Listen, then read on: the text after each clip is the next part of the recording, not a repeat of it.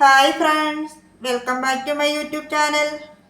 ഇന്ന് നമുക്കൊരു വെണ്ടയ്ക്ക പച്ചടി ഉണ്ടാക്കിയാലോ. അതെങ്ങനെയാണ് തയ്യാറാക്കുന്നതെന്ന് നോക്കാം. പോകാം റെസിപ്പിയിലേക്ക്. അതിനുവേണ്ടി കുറച്ച് വെണ്ടയ്ക്ക എടുത്തിട്ടുണ്ട്. ഇതധികം മൂക്കാത്ത വെണ്ടയ്ക്കയാണ്. വെണ്ടയ്ക്ക പച്ചടിക്ക് അധികം മൂക്കാത്ത വെണ്ടയ്ക്കയാണ് നല്ലത്. ഇത് ഞാൻ റൗണ്ടിൽ അരിഞ്ഞു വെച്ചിട്ടുണ്ട്. ഇത് ഞാൻ 1 കപ്പ് തൈര് എടുത്തിട്ടുണ്ട്. ഇത് പാക്കറ്റിൽ കിട്ടുന്ന മിൽമയുടെ തൈരാണ്. ഇത് ഞാൻ വിസ്ക് വെച്ച് ഒന്ന് ഉടച്ചു വെച്ചിട്ടുണ്ട്.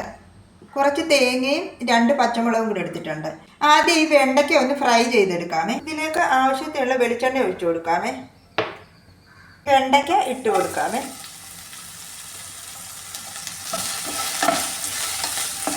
ഇതിലേക്ക് കുറച്ച് ഉപ്പും കൂടെ ചേർത്ത് കൊടുക്കാമേ. ആവശ്യത്തിന് വേണേൽ പിന്നീട് ചേർത്ത് കൊടുക്കാമേ. ഇതെല്ലാം കൂടെ നന്നായിട്ടൊന്ന് ഫ്രൈ ചെയ്തെടുക്കാം. ഇതിപ്പോൾ ഞാൻ മീഡിയം ഫ്ലെയിമിലാണ് ഇട്ടിരിക്കുന്നത്, അല്ലെങ്കിൽ വെണ്ടയ്ക്ക കരിഞ്ഞു പോകാനിടയുണ്ട്.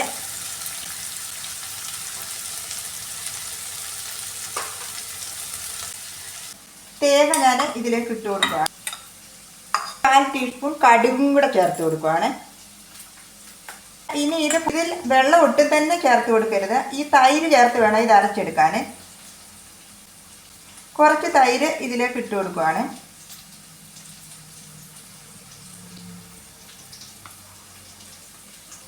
തൈര് ഞാൻ ഇതിലേക്ക് ഇട്ടു. ഇനി ഇത് ഫൈനായിട്ടൊന്ന് അരച്ചെടുക്കാമേ.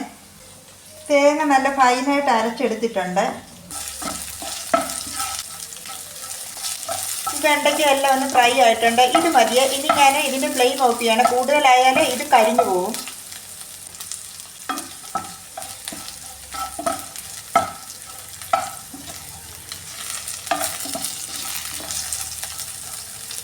ഈ വെണ്ടയ്ക്ക പച്ചടിക്ക് അധികം മൂക്കാത്ത വെണ്ടയ്ക്ക വേണം എടുക്കാൻ. ഇതെല്ലാം നന്നായിട്ട് ഫ്രൈ ആയിട്ടുണ്ട്. ഇനി ഈ അരച്ച് വെച്ചിരിക്കുന്ന തേങ്ങ ഇതുകൂടെ ഇതിലേക്ക് ചേർത്ത് കൊടുക്കാമേ. ഇതിലേക്ക് ഒട്ടും വെള്ളം ചേർക്കരുത് കേട്ടോ. വെള്ളം ചേർക്കാതെ വേണം ഇതെടുക്കാൻ. ഇനി ഈ അരപ്പ് ഇതിലിട്ട് നന്നായിട്ടൊന്ന് ചൂടാക്കി എടുക്കാമേ. കാരണം തേങ്ങയുടെ ഈ പച്ച ഫ്ലേവർ ഒന്ന് മാറാൻ വേണ്ടിയേ. ഇത് നന്നായിട്ട് ചൂടായതിന് ശേഷം ഇതിലേക്ക് ഈ തൈര് ചേർത്ത് കൊടുക്കാം. തൈര് ചേർത്ത് എടുത്തു കഴിഞ്ഞാൽ പിന്നെ തിളപ്പിക്കരുത്, ചൂടാക്കി എടുക്കുകയാകാവൂ.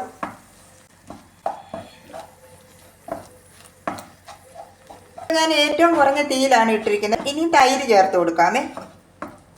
ഇതിപ്പോൾ ഞാൻ ലോ ഫ്ലെയിമിലാണ് ഇട്ടിരിക്കുന്നത്. ഇതിൽ ഉപ്പ് കുറവായിരുന്നു, ഞാൻ കുറച്ച് ഉപ്പ് കൂടെ ചേർത്ത് കൊടുക്കുവാണ്.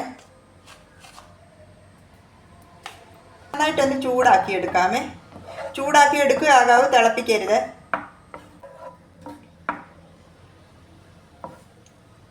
കടുക് പൊട്ടിച്ച് ചേർക്കാമേ.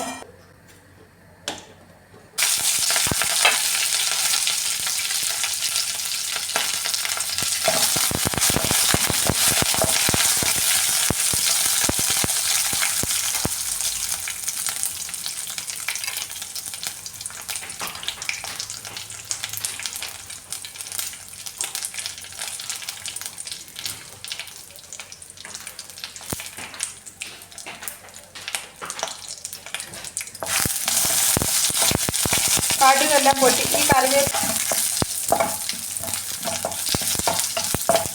ഇതെല്ലാം നന്നായിട്ട് മൂത്ത് വന്നിട്ടുണ്ട്. ഇനി ഞാൻ ഇതിൻ്റെ ഫ്ലെയിം ഓഫ് ചെയ്യുവാണ്. ഇതിലേക്ക് ചേർത്ത് കൊടുക്കാമേ.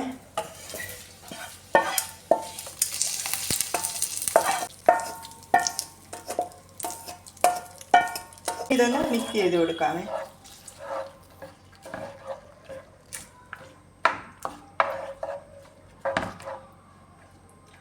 വെണ്ടയ്ക്ക പച്ചടി ഇവിടെ റെഡി ആയിട്ടുണ്ട്. നല്ല ടേസ്റ്റാണ് ഇത്. നമ്മൾ വെറുതെ പച്ചടി ഉണ്ടാക്കത്തില്ല, അതിനേക്കാളെല്ലാം നല്ല ടേസ്റ്റാണ്. ഇത് ഇതിലേക്ക് മാറ്റാവേ.